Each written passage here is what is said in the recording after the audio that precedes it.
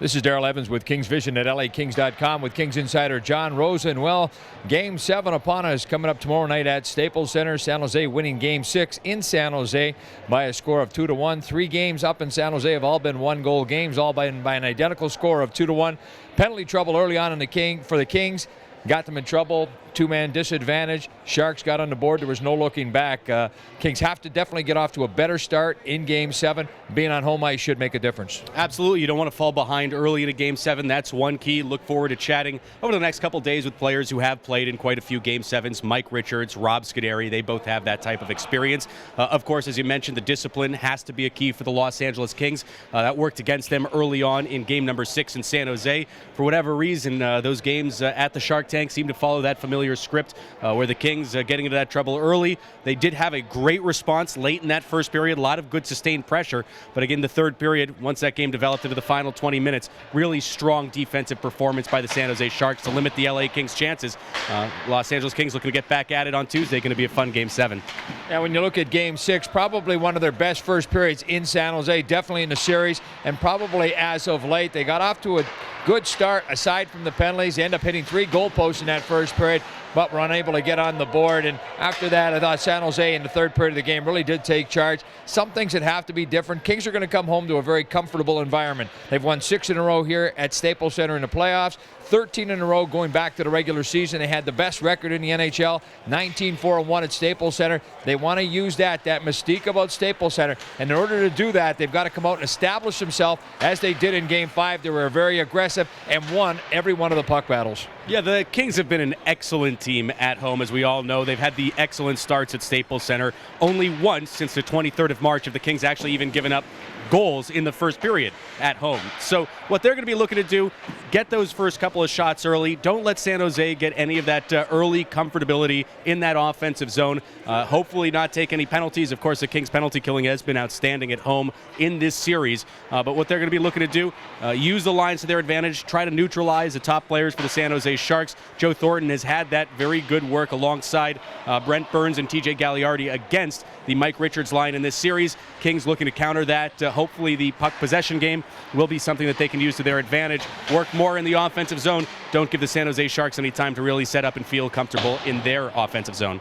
And when you look at the stage of a Game 7, your best players have to elevate their game and become your best players. That's what got you here all year. So the Kings are going to look to guys like Anze Kopitar, Mike Richards, Jeff Carter, Dustin Brown, Justin Williams. Those are the guys that they've been doing it for them all year. They're going to have to be better. They weren't as effective in Game 6. Again, defensively, they've been very, very sound. But offensively, they need these guys to go out there and create chances. They've got to put pressure on the Sharks' defense. Yeah, and the trio that you just mentioned, and though they have been strong in the offensive zone, or defensive zone, and though they haven't always been aligned together, those 3 players have combined for only 14 points in the playoffs. You don't want that to be the narrative where you're thinking back woulda, coulda, shoulda after a playoff series and have that stick with you all summer long. In a Game 7, you need your top players to be your top players. You need the players who come up big in those types of big games. Drew Doughty, also somebody who's been very good in this series, somebody that can make an impact in this game. Because really, right now, you look at the players that have really carried the team. Mike Richards, Jeff Carter, strong postseasons. Trevor Lewis, I think, has had an outstanding playoff series, and he was very good in Game number 6. But when it comes down to a one-game take-all for a playoff series and the right to advance, you need Anze Kopitar to be there. You need players such as Dustin Brown, Justin Williams to come in there and hopefully combine for several points. Otherwise, it's going to be a lot to think about over a disappointing summer, but hopefully we won't have to get to that point. And with tight games, specialty teams always play a factor. San Jose winning that specialty team battle last night with that 2-man advantage power play goal early in the game. The Kings on home ice, their penalty killers have been outstanding. San Jose's power play, which has been outstanding on home ice, 10 power play goals in the postseason. But in this series against the Kings, only 1 for 19 on the road. Kings penalty killers have been aggressive. They're going to rely upon that again in Game 7.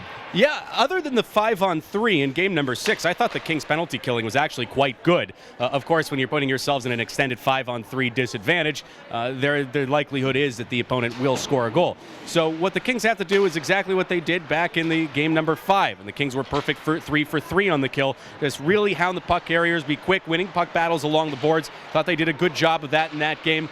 Just being able to have those full 200-foot clears, use the glass if you have to. Most importantly, don't take any puck over the glass penalties. penalties. We've seen those hurt both teams in this series thus far. Yeah, Kings definitely in Game 6. Too many penalties altogether. They were short 5 times during the game. They only created 2 power play situations of their own. They hit a couple of posts in those situations, but close doesn't count at this time of the year. The Kings have to find a way to win that specialty team battle.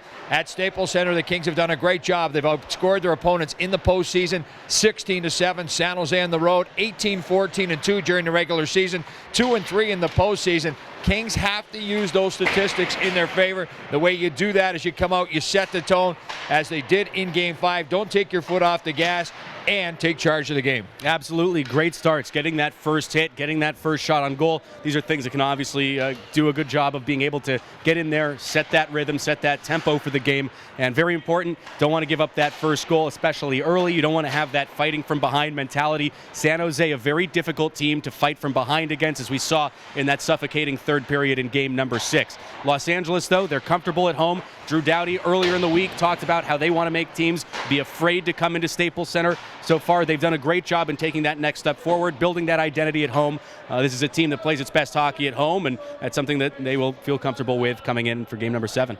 Well, you look back to the end of the regular season, the game that the Kings beat San Jose, they beat them for a reason, and that was to have home ice advantage in Game 7 of that series. That game coming up tomorrow night at Staples Center. For John Rosen, I'm Daryl Evans for Kings Vision at LAKings.com.